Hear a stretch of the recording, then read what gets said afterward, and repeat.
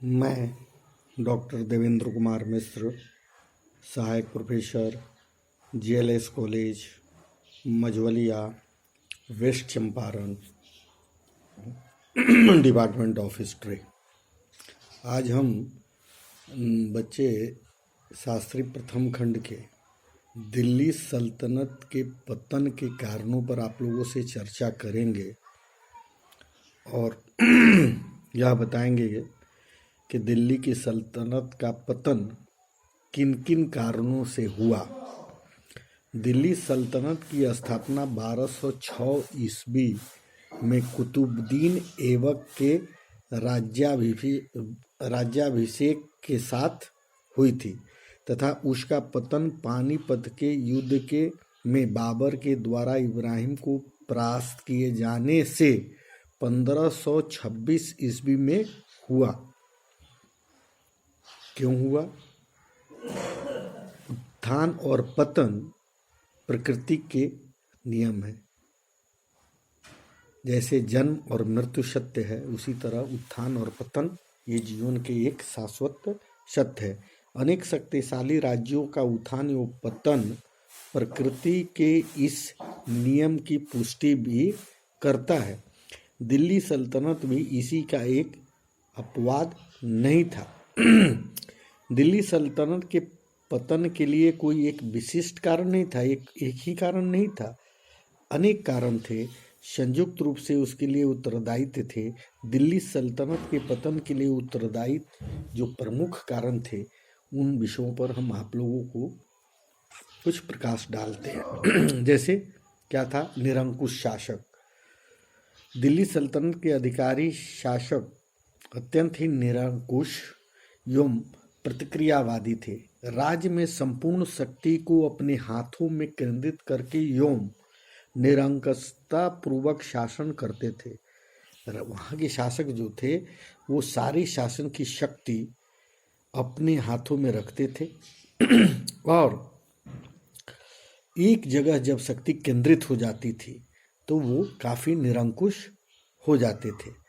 अपनी शक्ति में वृद्धि करने के लिए सुल्तानों ने उलमा तथा धार्मिकधारियों का परवाह नहीं किया।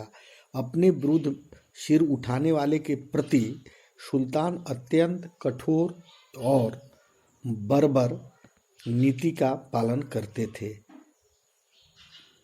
किसी भी शासक के विरुद्ध अगर कोई बातें होती थी या कोई सही बात बताने के प्रयास होता था तो उसके विरुद्ध जो शासक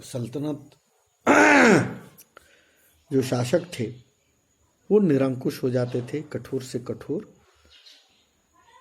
नियमों का पालन करते। अलाउद्दीन खिलजी के शासन काल में नवीन मुसलमानों को जिस प्रकार से दंडित किया गया वह सल्तनत कालीन निरंकुशता का ज्वलंत उदाहरण है।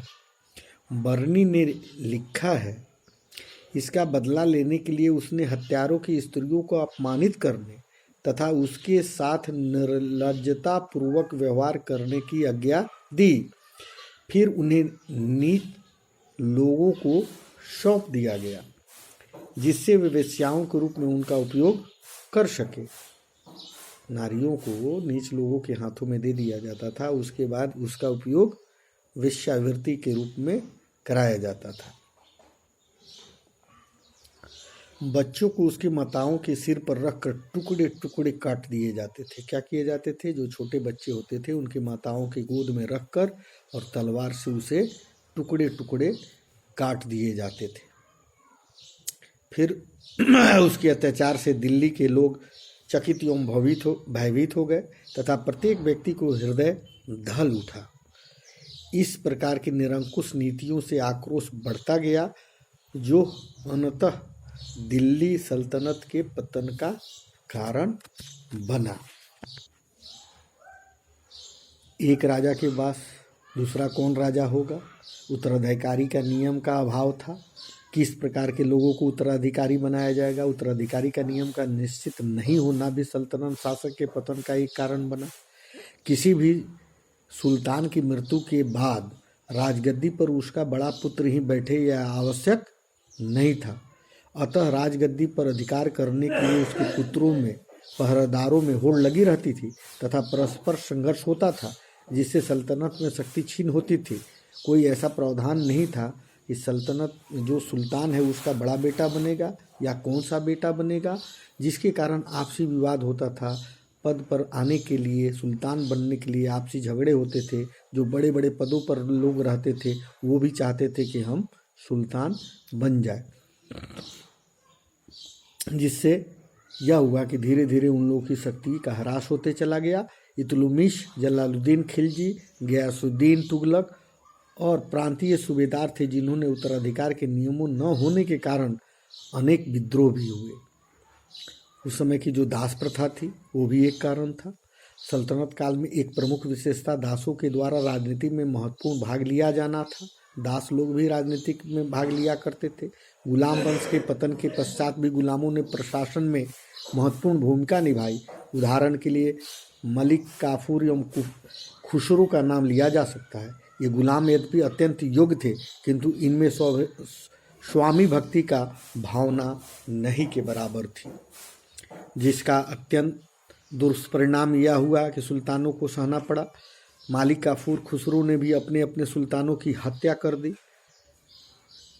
सल्तनत पर अधिकार करने का प्रयास किया। सल्तनत काल में गुलामों को शक्ति बहुत बढ़ गई, जिससे वे समय समय पर षड्यंत्र करके सल्तनत को दुर्बल बनाते गए।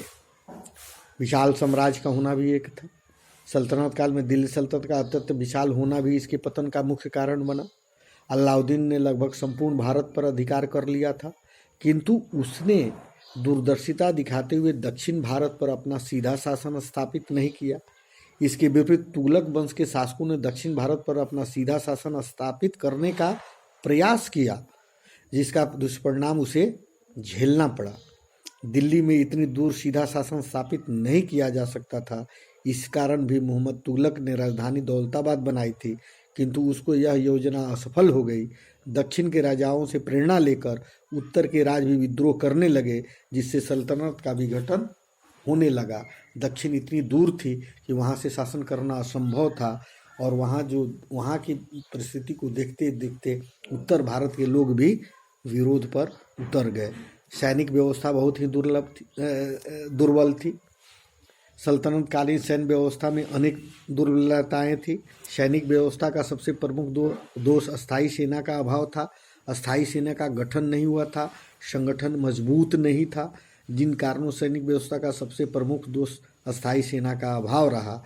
सल्तनत काल में अधिकांश शासकों के पास अस्थायी सेना नहीं थी। अलाउद्दीन खिलजी ने इसके महत्व को समझा था तथा अस्थायी सेना तैयार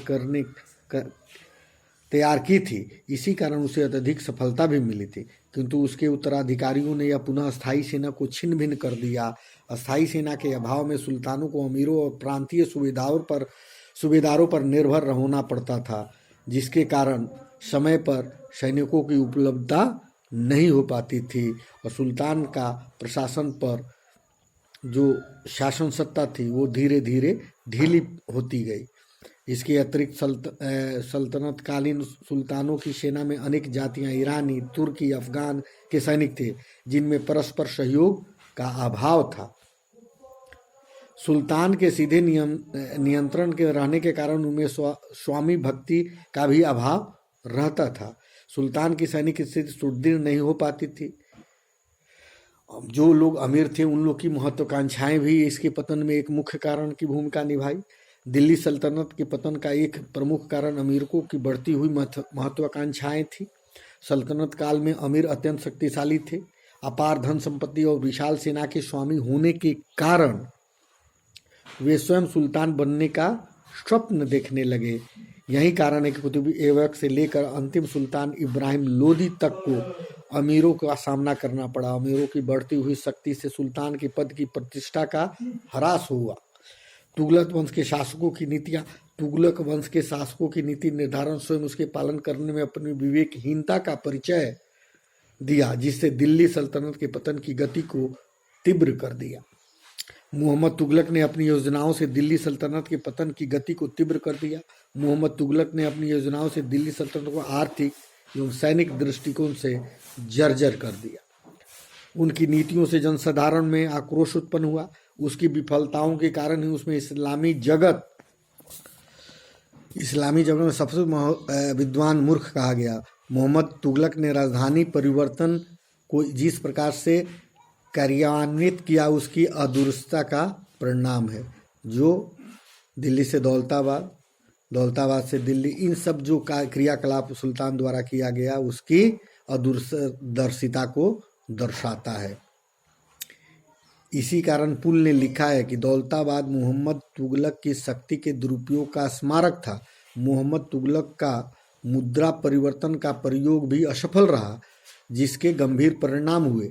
टॉमस ने मोहम्मद तुगलक को भूल की ओर इशारा करते हुए लिखा, ऐसा कोई विशेष व्यवस्था नहीं थी जिससे राजकीय टकसाल में सिक्कों का अंतर मालूम किया जा सके। चीन के कागज के नोटों के अनुसरण को रोकने के लिए विशेष सावधानी बरती गई थी, किंतु मोहम्मद तुगलक ने तांबे के सिक्कों की असलियत की जांच के लिए कोई प्रबंध नहीं किया था। मोहम्मद तुगलक की दक्षिण नीति भी असफल रही। फिरोज तुगलक भी दिल्ली सुल्तनत की स्थिति को सुदृढ़ नहीं कर सका। यद्यपि उसने कुशल प्रशासनिक व्यवस्था स्थापित की, किंतु जागीर प्रथा को आरंभ करने और उसकी धार्मिक नीति से सल्तनत को कमजोर बनाया। फिरोज तुगलक के उत्तराधिकारी और भी अयोग्य निकले एवं सल्तनत का तीव्र गति से पतन होने लगा, क्योंकि उसके बाद के जो भी उत्तराधिकारी थे वो बहुत ही कमजोर थे, उनकी दूरदर्शिता नहीं थी, उनकी प्रशासनिक क्षमता नहीं के बराबर थी। उसका पतन सल्तनत का पतन होने का एक ये भी कारण था कि हिंदुओं का काफ़ी शोषण किया जाता था। दिल्ली सल्तनत के शासक इस्लाम धर्म के अनुयायी थे, वो इस्लाम धर्म के मानने वाले थे। हिंदुओं के प्रति उनकी कठोर नीति का पालन किया। कुछ सुल्तानों ने तो हिंदुओं को अत्यधिक अत्याचार किए, जिससे बहुसंख्यक हिंदू जनता में आक्रोश की भावना प्रबल हुई। यद्यपि अलाउद्दीन और मोहम्मद तुगलक ने धर्म के राजनीतिक से पृथक करके प्रयास किया, किंतु हिंदुओं के प्रति उसकी नीति सदैव पक्षपातपूर्ण एवं कठोर रही। अलाउद्दीन ने हिंदुओं पर जर्जिया कर लगाया, अन्य प्रकार के करों से हिंदुओं को आर्थिक स्थिति कमजोर की। मोहम्मद तुगलक ने भी दुआब और हिंदू जनता पर अत्यधिक कर लगाया। ये सुल्तान हिंदू जनता को इतना गरीब बनाना चाहते थे कि वे विद्रोह करने का साहस ही नहीं कर सके। ऐसा वो चाहते थे कि उनकी आर्थिक कमर टूट जाए, आर्थिक स्थिति बहुत कमजोर हो जाए, किंतु इन नीतियों से हिंदू जनता में विरोध की भावना निरंतर तीव्र होती गई, बढ़ती चली गई। सुल्तान बल के प्रयोग से भी हिंदुओं को मुसलमान बनाना चाहते थे। जो उस समय के शासक थे वो हिंदुओं को धर्म परिवर्तन कराना चाहते थे, हिंदुओं को इस तरह कमजोर कर देना चाहते थे वो मजबूर होकर इस्लाम धर्म को अपना ले। इस प्रवृत्ति के कारण भी इस सल्तनत का पतन का कारण बना। सिकंदर लोदी ने तो शासनकाल में बोधन नामक ब्राह्मण को केवल इस अपराध में मृत्यु दंड दिया गया था कि उसने यह कहा था कि उसका धर्म भी उतना ही अच्छा है जितना इस्लाम धर्म। केवल इसीलिए उसे काफ़ी कठोर दंड दिया गया। बोधन ने कहा गया है कि या तो वे इस्लाम धर्म स्वीकार करे अथवा मृत्यु दंड। बोधन ने मृत्यु दंड को स्वीकार किया, अतः सल्तनत का कमजोर होना स्वाभाविक था। इससे हिंदुओं में काफ़ी आक्रोश बढ़ा और इस सल्तनत के प्रति उन लोगों का दुर्भावना से प्रेरित हुए और हिंदू इसका पुरजोर विरोध किए। विदेश की जो नीति थी, भारत पर समय पर वैश्विक आक्रमण होते रहे। सल्तनत काल में भारत पर वैश्विक आक्रमण हुए, जिनमें दिल्ली सल्तनत को दोहरी हानि उठानी पड़ी। एक ओर तो सुल्तानों को सुरक्षा की दृष्टि से पश्चिम सीमा की ओर विशेष ध्यान देना पड़ा, जिससे वे राजा की अन्य समस्याओं की ओर ध्यान नहीं दे सके। दूसरी ओर इन आक्रमणकारियों ने समय समय पर आक्रमण करके आर्थिक हानि भी पहुंचाई। सल्तनतकाली वैदेशिक आक्रमण में तैमूर आक्रमण से विशेष हानि हुई। तैमूर विजय प्राप्त करता हुआ दिल्ली तक पहुंच गया था, जहां उसे भयंकर लूटपाट की। तैमूर के आक्रमण से अतिरिक्त मंगोलों ने भी दिल्ली सल्तनत की शक्ति को छिन्न कर दिया, जिससे ये सल्तनत का पतन होना प्रारंभ हुआ। सल्तनत पर अंतिम राजवंश लोदी वंश था। बाबर द्वारा जो आक्रमण किया गया, लोदी वंश के शासक दिल्ली सल्तनत को ढहने से रोकने में असमर्थ रहे। सिकंदर लोदी ने यद्यपि सल्तनत को पुनः शक्तिशाली बनाने का प्रयास किया, किंतु वह इसमें सफल नहीं हो सका। इब्राहिम लोदी के शासनकाल 1517 से 1526 ईस्वी में स्थिति और बिगड़ गई तथा स्थान स्थान पर उसके विरुद्ध विद्रोह होने लगे। इब्राहिम इन विद्रोह को दबाने में सफल नहीं हो सका। इन विपरीत परिस्थितियों में बाबर के आक्रमण किया। इब्राहिम लोदी ने पानीपत के मैदान में बाबर का सामना किया, किंतु बाबर के सामने वह टिक न सकता था। युद्ध क्षेत्र में वह वीरगति को प्राप्त हो गया। इस प्रकार हम कह सकते हैं कि इब्राहिम लोदी की पानीपत के युद्ध के पराजय के साथ ही दिल्ली सल्तनत के पतन हो गया तथा भारत में उसके पश्चात मुगल शासन की स्थापना प्रारंभ हुई। इसलिए इन सब बातों से ऐसा लगता है कि बहुत सारी सैनिक संगठन का नहीं होना, हिंदुओं पर अत्याचार करना, लोगों को, बच्चे को तलवारों से काटना और अमीरों की जो महत्वाकांक्षाएं थी कि हम भी सल्तनत पर राज करें और बाबर का आक्रमण, इन सब कारणों के चलते दिल्ली सल्तनत का पतन हुआ। ये सब महत्वपूर्ण कारण थे और आगे फिर विशेष चर्चा आप लोगों से करेंगे। तब तक धन्यवाद।